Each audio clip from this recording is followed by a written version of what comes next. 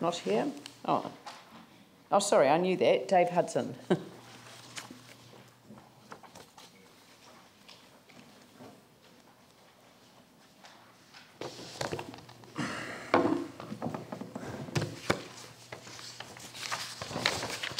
Madam Mayor and councillors, while I'd be the first person to put my hand up and say that I've not really taken too much interest in local politics, it is with great concern that I feel compelled to come here today to explain from what I would describe as a middle-class perspective the damage and financial hardship that's being inflicted by the ongoing rates reviews following revaluations and the constant rate rises that we, as residents, are totally powerless to try and alleviate other than selling up, downsizing into a lower socio-economic area, renting or leaving Christchurch altogether.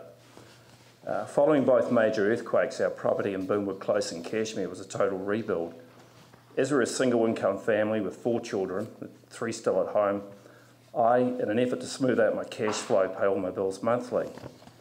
We moved back into a rebuilt property in late March last year and shortly after started receiving rates demands with a substantial increase from $282.52 per month prior to demolition to $408.50, which is nearly a 45% increase in less than 2 years and what equates to nearly $100 a week for the pleasure of living in the city.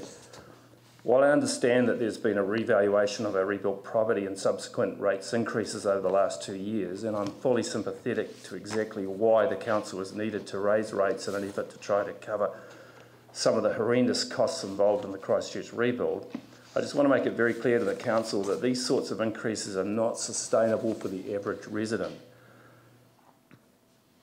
Rates have now become my second biggest expense, higher than house insurance, contents insurance, health insurance and death insurance, and also power. In fact, the only expense that we have that surpasses the monthly rates bill is what I give to my wife to cover groceries and running the house. Now, I would consider ourselves very fortunate. We're mortgage free, yet the $408 is really starting to bite, and it's my understanding that rates are going to increase 8.6% next year and then God knows what the following year. The council simply has to understand that these sorts of increases are not sustainable. And there would be very few people working and living in the city who would be getting anything like those sorts of increases in salaries. To put it into perspective, my employer, PGG Wrightson, a large respected public company, gave us a 2.5% salary increase last year, and we were probably pretty lucky to get that. Being 55 years old and projecting out 10 years to what hopefully will be retirement, I can tell you with absolute certainty that there is no way we could afford to live in the house that we are presently living in, and we will more than likely be driven from Christchurch by the rates burden, which simply will be unworkable on retirement income. In fact, I have no idea how many pensioners and people on lower income levels are managing at present, let alone being able to cope with the proposed increases.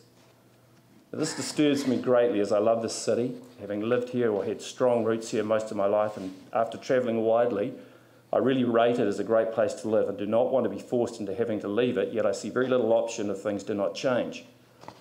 Now, while the purpose and intent of this submission is in no way intended to criticise, merely to give what I would describe as a middle-class perspective, I have read that the Mayor has asked for ideas and submissions. While not being up to speed with the workings of the City Council or its assets, I'd say this: cut your cloth to suit your means. In other words, structure the proposed rebuild in a way that the City can afford it, and if that means waiting another 10 years for things to be done, then so be it. Better to have a few rough roads than no one using rebuilt ones as they have left the city to live elsewhere. In other words, any rates increases higher than inflation or the CPI are not acceptable, and budgets and overheads need to be reworked to reflect that. I thank you for your time, and I hope that the contents of this submission will be taken on board in the spirit that they are given. Yeah. And we do. You're aware that there was no revaluation of our properties done at 2010, so actually they were 2007. That's why they jumped quite significantly after they were revaluated last year. Yeah, look, this all sort of came about through a letter to actually, or a phone call to Vicky, but and it was never intended that the intention of the letter was never to actually tie up this hearings for the long-term city plan. It was really something I'd promised myself that I'd do for a number of months, and finally found a spare moment to sort of actually do it, and then sort of one thing escalated to another, which is exactly why I'm here. But Look, I'm at the end of the day... glad you are. I'm glad, yeah. In my view, it's out of control, and I think we need to do something about it. And I just really wanted to give you guys, a sort of like, as I said, a middle-class perspective of where this is going. That's great. No, Rev. Thanks for coming in, and I think that perspective is important because we just see very little of it in this chamber. I think it's great you've come in. I mean, I think what people don't realise is that the cost to the council and to the ratepayers of the earthquake has been enormous. Now, I mean, rough numbers I've got, $6.5 billion. I mean, that is a huge amount. So, I mean, we're actually having to pay a huge amount for this disaster recovery rebuild. I mean, that's around $40,000 per ratepayer.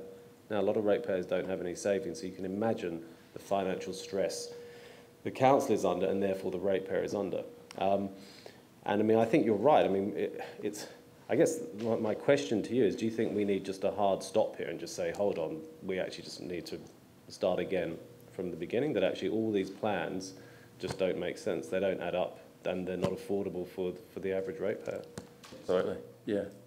I mean, it's, at the end of the day, as I said, anything higher than a sort of CPI or increase or inflation is just really not workable, because very, very few people in this city, in this country that I'm aware of, are getting salary increases that could sort of cope with those sorts of increases. And certainly, you know, and I'm lucky, you know, I'm sort of in a well-paying job, but, you know, pensioners, people in the lower income levels, it's just, I have no idea how they're managing. So I think, yeah, to answer your question, you do.